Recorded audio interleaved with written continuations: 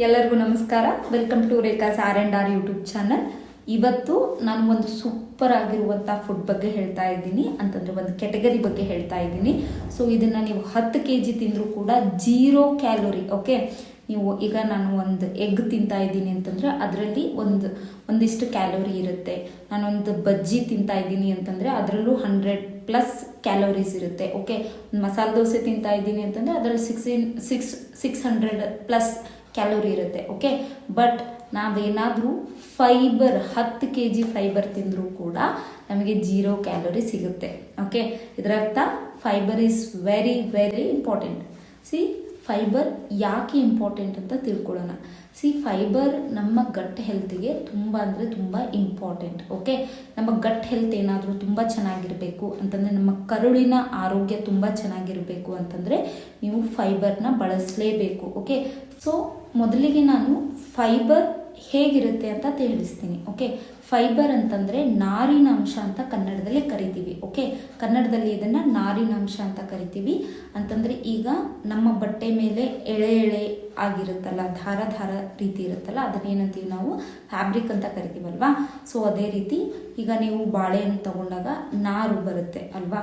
ಈಗ ಮಾವಿನ ಹಣ್ಣು ತಿಂತಿರ್ತೀರ, ಮಾವಿನ ಹಣ್ಣು ತಿನ್ಬೇಕಾದ್ರೆ ಅದೇನು ಪಲ್ಪಲ್ಲಿ ನಾರಿನಾಂಶ ಬರುತ್ತಲ್ಲ, ಅದೆಲ್ಲ ನಾವೇನಂತೀವಿ ಫೈಬರ್ ಅಂತೀವಿ. ಓಕೆ, ಒಂದು ಎಕ್ಸಾಂಪಲ್ ಕೊಡ್ತೀನಿ. ಪ್ರಾಣಿಗಳಿಗೆ ಯಾವತ್ತೂ ಕಾನ್ಸ್ಟಿಪೇಷನ್ ಆಗಲ್ಲ. ನೀವು ಎಮ್ಮೆ ಎಂದಾದರೂ ಹಾಸ್ಪಿಟಲ್ಗೆ ಹೋಗಿ ನನಗೆ ಕಾನ್ಸ್ಟಿಪೇಷನ್ ಆಗಿದೆ ಅಂತಂದರೆ, ಮೋಷನ್ ಕ್ಲಿಯರ್ ಆಗಿ ಪಾಸ್ ಆಗ್ತಾ ಇಲ್ಲ, ಮೋಷನ್ ಬರ್ತಾ ಇಲ್ಲ ಅಂತ ಏನಾದರೂ ಕಂಪ್ಲೇಂಟ್ ಮಾಡೋದು ನೋಡಿದ್ದೀರಾ? ಇಲ್ಲ. ಯಾಕಂದರೆ ಅದು ಹೇರಳವಾಗಿ ಹುಲ್ಲನ್ನು ತಿನ್ನುತ್ತೆ. ಹುಲ್ಲಲ್ಲಿ ಫೈಬರ್ ಇರೋದ್ರಿಂದ ಅದಕ್ಕೆ ಕಾನ್ಸ್ಟಿಪೇಷನ್ ಆಗಲ್ಲ. ಓಕೆ, ಅದಕ್ಕೆ ಹೇಳ್ತಾ ಇರೋದು, ಮನುಷ್ಯನ ಆಹಾರದಲ್ಲಿ ಫೈಬರ್ ಕಡಿಮೆ ಆದರೆ ಅವನಿಗೆ ಗಟ್ ರಿಲೇಟೆಡ್ ಪ್ರಾಬ್ಲಮ್ ಜಾಸ್ತಿ ಆಗುತ್ತೆ. ಸೊ ಗಟ್ ಚೆನ್ನಾಗಿಲ್ಲ ಅಂತಂದರೆ ಸ್ಕಿನ್ ರಿಲೇಟೆಡ್ ಪ್ರಾಬ್ಲಮ್ ಸ್ಟಾರ್ಟ್ ಆಗುತ್ತೆ. ಸೊ ಗಟ್ ಚೆನ್ನಾಗಿಲ್ಲ ಅಂತಂದರೆ brain related, mental health related problem ಕೂಡ ಸ್ಟಾರ್ಟ್ ಆಗುತ್ತೆ. ಓಕೆ, ಗಟ್ಟಿಗೆ ಇರುವಂಥ ಆಹಾರನೇ ಫೈಬರ್. ಓಕೆ, ನಮ್ಮ ಗಟ್ಟಿಗೆ ಮೇನ್ ಆಗಿ ಬೇಕಾಗಿರೋದು ಫೈಬರ್. ಅದಾದಮೇಲೆ ನೀವು ಪ್ರೋಟೀನ್ ಕೊಡಿ, ಅದಾದಮೇಲೆ ನೀವು ಕಾರ್ಬೋಹೈಡ್ರೇಟ್ಸ್ ಕೊಡಿ. ಓಕೆ, ಈಸಿಯಾಗಿ ಡೈಜೆಷನ್ ಆಗುತ್ತೆ, ಅನ್ಡೈಜೆಸ್ಟ್ ಆಗಿರೋದು ಪಾಸ್ ಆಗುತ್ತೆ ಬಾಡಿಯಿಂದ. ಇಲ್ಲಾಂದರೆ ನೀವು ಫೈಬರ್ ಕರೆಕ್ಟಾಗಿ ತಿನ್ನದೆ ಹೋದರೆ ಅದು ಸ್ಟೋರ್ ಆಗುತ್ತೆ. ಎಲ್ಲಿ? ನಿಮ್ಮ ಕೊಲನಲ್ಲಿ ಅಥವಾ ನಿಮ್ಮ ಕರುಳಲ್ಲಿ ಅದು ಸ್ಟೋರ್ ಆಗಿ ನಿಮಗೆ ಕ್ಯಾನ್ಸರ್ ಬರ್ಬೋದು, ಕರುಳಿನ ಕ್ಯಾನ್ಸರ್ ಕೂಡ ಬರ್ಬೋದು. ಆ್ಯಂಡ್ ಹೆಮರಾಯ್ಡ್ಸ್, ಪೈಲ್ಸ್, ಪ್ರೆಷರ್ ಅಂತ ಹೇಳ್ತೀವಿ, ಇವೆಲ್ಲ ಕಂಪಲ್ಸರಿ. ಯಾರು ಫೈಬರ್ ತಿನ್ನಲ್ಲ ಅವರಿಗೆ ಕಟ್ಟಿಟ್ಟ ಬುತ್ತಿ ಇದು ಫ್ರೀಯಾಗಿ ನಿಮಗೆ ಈ ರೋಗಗಳು ಸಿಗುತ್ತೆ. ಯಾರು ಫೈಬರ್ ತಿನ್ನಲ್ಲ ಅಂಥವ್ರಿಗೆ ಪೈಲ್ಸ್ ಬರುತ್ತೆ, ಯಾರು ಫೈಬರ್ ತಿನ್ನಲ್ಲ ಅಂಥವ್ರಿಗೆ ಫಿಶರ್ ಆಗುತ್ತೆ, ಯಾರು ಫೈಬರ್ ತಿನ್ನಲ್ಲ ನಿಮಗೆ ಏಜಿಂಗ್ ಜಾಸ್ತಿ ಆಗುತ್ತೆ, ಯಾರು ಫೈಬರ್ ತಿನ್ನಲ್ಲ ನಿಮಗೆ ಟೋಟಲ್ ನಿಮ್ಮ ಕರುಳಿನ ಆರೋಗ್ಯ ಹಾಳಾಗಿ ಹೋಗುತ್ತೆ. ಓಕೆ, ಸೊ ಹಾಗಾದರೆ ಯಾಕೆ ಫೈಬರ್ ತಿನ್ನಬೇಕು ಅನ್ನೋದು ನಿಮಗೆ ಗೊತ್ತಾಯಿತು. ಹಾಗಾದರೆ ಫೈಬರ್ ತಿನ್ನೋದ್ರಿಂದ ಏನೇನು ಯೂಸ್ ಇದೆ ಅಂತ ಹೇಳ್ತೀನಿ. ಓಕೆ, ಫೈಬರ್ ತಿನ್ನೋದ್ರಿಂದ ಮೇನಾಗಿ ವೇಟ್ ಲಾಸ್ಗೆ ತುಂಬ ಹೆಲ್ಪ್ ಆಗುತ್ತೆ.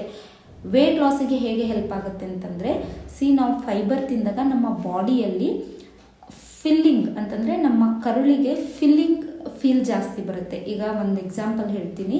ನಾನು ಒಂದು ಬಜ್ಜಿ ತಿನ್ನೋದಕ್ಕೂ ಒಂದು ಫುಲ್ ಬನಾನಾ ತಿನ್ನೋದಕ್ಕೂ ಯಾವುದು ನಮಗೆ ಜಾಸ್ತಿ ಸ್ಯಾಟಿಸ್ಫ್ಯಾಕ್ಷನ್ ಕೊಡುತ್ತೆ? ಬನಾನಾ ತಾನೇ. ಇದು ನಾಲ್ಗೆಗೆ ಸ್ಯಾಟಿಸ್ಫ್ಯಾಕ್ಷನ್ ಕೊಡುತ್ತೆ ಬಜ್ಜಿ ತಿಂದರೆ. ಆದರೆ ಫೈಬರ್ ಇರುವಂಥ ಬನಾನಾ ತಿಂದರೆ ನಿಮ್ಮ ಗಟ್ಟಿಗೆ ಸ್ಯಾಟಿಸ್ಫ್ಯಾಕ್ಷನ್ ಕೊಡುತ್ತೆ. ಓಕೆ, ಹಸುವಾದಾಗ ನೀವು ಏನು ಮಾಡಬೇಕು? ಬಾಳೆಹಣ್ಣು ತಿಂದ್ರಂದರೆ ಅದರಲ್ಲಿ ಹಲವಾರು ನ್ಯೂಟ್ರಿಯೆಂಟ್ಸ್ ಇದೆ, ಆದರೆ ಫೈಬರ್ ಕೂಡ ಇದೆ. ಸೊ ಅದೇನು ಮಾಡುತ್ತೆ? ನಿಮಗೆ ಗಟ್ ಫಿಲ್ ಆಗೋಕ್ಕೆ ಹೆಲ್ಪ್ ಮಾಡುತ್ತೆ. ಓಕೆ, ಸೌತೆಕಾಯಲ್ಲಿ ಕೂಡ ಫೈಬರ್ ಇದೆ, ಕ್ಯಾರೆಟಲ್ಲಿ ಕೂಡ ಫೈಬರ್ ಇದೆ. ಓಕೆ, ಓಟ್ಸಲ್ಲಿ ಫೈಬರ್ ಇದೆ. ಸೊ ಇವೆಲ್ಲ ಯಾಕೆ ನಾವು ವೇಟ್ ಲಾಸ್ ಮಾಡೋರಿಗೆ ಹೇಳ್ತೀವಿ ಅಂತಂತಂದರೆ, ಅಥವಾ ವೇಟ್ ಲಾಸ್ ಮಾಡಬೇಕು ಅಂದ್ಕೊಂಡವ್ರಿಗೆ ಹೇಳ್ತೀವಿ ಅಂತಂದರೆ, ಸೊ ಇದೇ ಕಾರಣ. ಅದರಲ್ಲಿ ಫೈಬರ್ ಇದೆ, ಮನುಷ್ಯನಿಗೆ ಹೊಟ್ಟೆ ತುಂಬಿದ ಫೀಲ್ ಕೊಡುತ್ತೆ. ಸೊ ಅದರಿಂದ ಏನಾಗುತ್ತೆ? ಅವನು ಕಡಿಮೆ ತಿಂತಾನೆ. ಕಡಿಮೆ ತಿನ್ನೋದ್ರಿಂದ ಏನಾಗುತ್ತೆ? ಆಬ್ವಿಯಸ್ಲಿ ಕ್ಯಾಲೋರಿ ಡೆಫಿಸಿಟ್ ಆಗುತ್ತೆ. ಸೊ ಕ್ಯಾಲೋರಿ ಡೆಫಿಸಿಯೇಟ್ ಆಗೋದ್ರಿಂದ ವೇಟ್ ಲಾಸ್ ಆಗುತ್ತೆ.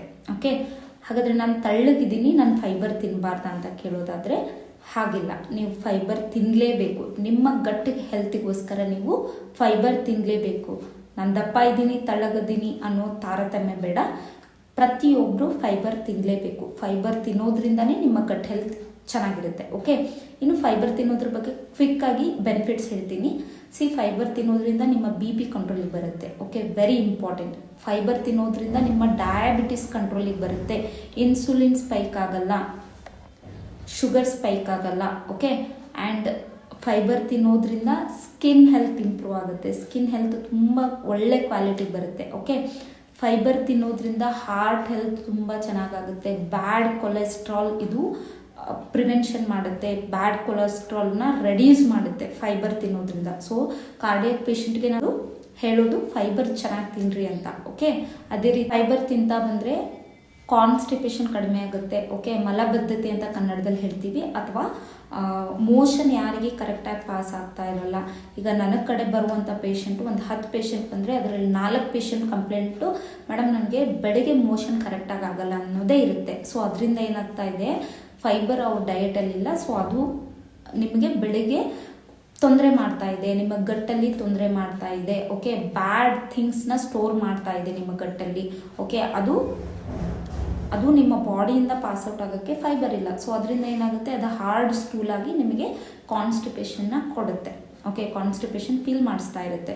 ಸೊ ಅದೇ ರೀತಿ ನಾವು ಫೈಬರ್ ಜಾಸ್ತಿ ತಿನ್ನೋದ್ರಿಂದ ಗಟ್ ಬ್ಯಾಕ್ಟೀರಿಯಾಗೆ ಗುಡ್ ಹೆಲ್ದಿ ಫುಡ್ ಆಗಿದೆ. ಓಕೆ, ಗಟ್ ಬ್ಯಾಕ್ಟೀರಿಯಾ ಚೆನ್ನಾಗಿ ಹೆಲ್ದಿ ಆಗುತ್ತೆ. ಸೊ ಅದರಿಂದ ಏನಾಗುತ್ತೆ, ಮೆಂಟಲ್ ಹೆಲ್ತ್ ಅನ್ನೋದು ತುಂಬ ಚೆನ್ನಾಗಾಗುತ್ತೆ. ಫೈಬರ್ ಬಗ್ಗೆ ಹೇಳ್ತಾ ಹೋದರೆ ಹಲವಾರು ಬೆನಿಫಿಟ್ಸ್ ಇದೆ. ಮೇನ್ ಆಗಿ ನಿಮಗೆ ಆ್ಯಂಟಿ ಏಜಿಂಗ್ ಎಫೆಕ್ಟ್ ಕೊಡುತ್ತೆ, ಆ್ಯಂಡ್ BP ಶುಗರ್ ಕಂಟ್ರೋಲಲ್ಲಿರುತ್ತೆ. ಅದೇ ರೀತಿ ವೇಟ್ ಲಾಸ್ಗೆ ತುಂಬ ಅಂದರೆ ತುಂಬ ಹೆಲ್ಪ್ ಮಾಡುತ್ತೆ. ತಳ್ಳಗಿರೋರು ಅಂತಂದರೆ ತಿಳಿವಾಗಿರೋರು, ಅಥವಾ ಸ್ಲಿಮ್ ಇರೋರು, ಅಥವಾ ಅಂಡರ್ ವೇಟ್ ಇರೋರು ಕೂಡ ನೀವು ಫೈಬರ್ನ ತಗೊಳ್ಳೇಬೇಕು. ಓಕೆ, ನಿಮ್ಮ ಗಟ್ ಹೆಲ್ತಿಗೋಸ್ಕರ ನೀವು ತಗೊಳ್ಳೇಬೇಕು. ಸೊ ಯಾರೆಲ್ಲ ಜಿಮ್ಗೆ ಹೋಗ್ತಾ ಇದ್ದೀರಾ, ಯಾರೆಲ್ಲ ಪ್ರೋಟೀನ್ ಜಾಸ್ತಿ ಕನ್ಸಂಪ್ಷನ್ ಮಾಡ್ತಾ ಇರ್ತೀರಾ ಅಂಥವ್ರು ಫೈಬರ್ ತಿನ್ನಲೇಬೇಕು. ಫೈಬರ್ ತಿನ್ನದೆ ಹೋದರೆ ನಿಮಗೆ ಪೈಲ್ಸ್ ಅಥವಾ ಗಟ್ ರಿಲೇಟೆಡ್ ಇಶ್ಯೂಸ್ ಸ್ಟಾರ್ಟ್ ಆಗುತ್ತೆ. Okay, this is about a quick and very brief introduction regarding fibre ಅಥವಾ ನಾರಿನಂಶ. ಓಕೆ, ಹಾಗಾದರೆ ಫೈಬರ್ ಇರುವಂಥ ಫುಡ್ ಯಾವುದು ಅಂತ ತಿಳ್ಕೊಳ್ಳೋಣ. ಫೈಬರ್ ಇರುವಂಥ ಫುಡ್ಡು ಓಟ್ಸ್ ಆಗಿದೆ, ಬನಾನಾ ಆಗಿದೆ, ಆ್ಯಂಡ್ ಸೀಸನ್ ವೈಸ್ ಬರುವಂಥ ಮಾವಿನ ಹಣ್ಣಲ್ಲಿದೆ, ಪಪ್ಪಾಯಲ್ಲಿದೆ. ಅದೇ ರೀತಿ ಎವ್ರಿ ಡೇಸ್ ನೀವು ಯೂಸ್ ಮಾಡುವಂಥ ಪಲ್ಸಸ್ ಅಥವಾ ಕಾಳುಗಳಲ್ಲಿದೆ. ಓಕೆ, ಸಿಪ್ಪೆ ತೆಗಿಲಾರ್ದೇ ಇರುವಂಥ ಕಾಳುಗಳು, ಫಾರ್ ಎಕ್ಸಾಂಪಲ್ ಹೆಸರು ಕಾಳಾಗಿರ್ಬೋದು, ಕಡಲೆ ಕಾಳಾಗಿರ್ಬೋದು, ಆಮೇಲೆ ಮಡಿಕೆ ಕಾಳಾಗಿರ್ಬೋದು. ಇದರಲ್ಲೆಲ್ಲ ಮೇಲೆ ಅದೇನು ಸ್ಕಿನ್ ಇರುತ್ತಲ್ಲ, ದಟ್ ಈಸ್ ಫೈಬರ್. ಓಕೆ, ಕ್ಯಾರೆಟಲ್ಲಿದೆ, ಆಮೇಲೆ ಕುಕುಂಬರಲ್ಲಿದೆ, ಅಥವಾ ಅಂದರೆ ಸೌತೆಕಾಯಲ್ಲಿದೆ. ಓಕೆ, ಆ್ಯಂಡ್ ಹಣ್ಣುಗಳಲ್ಲಿದೆ, ತರಕಾರಿಗಳಲ್ಲಿದೆ. ಓಕೆ, ಸೊಪ್ಪುಗಳಲ್ಲಿದೆ, ಬ್ರಾಕೊಲಿಯಲ್ಲಿದೆ.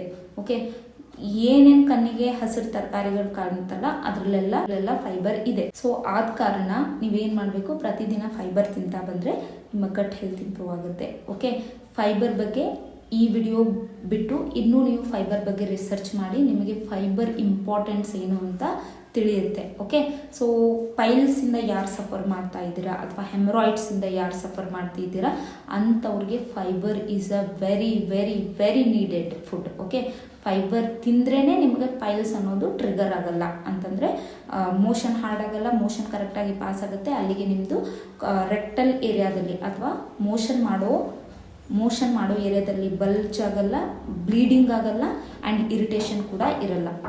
This is about a very quick introduction, ಒಂದು ಕಿರು ಪರಿಚಯ ಫೈಬರ್ದಾಗಿದೆ ಅಥವಾ ನಾರಿನಂಶದಾಗಿದೆ.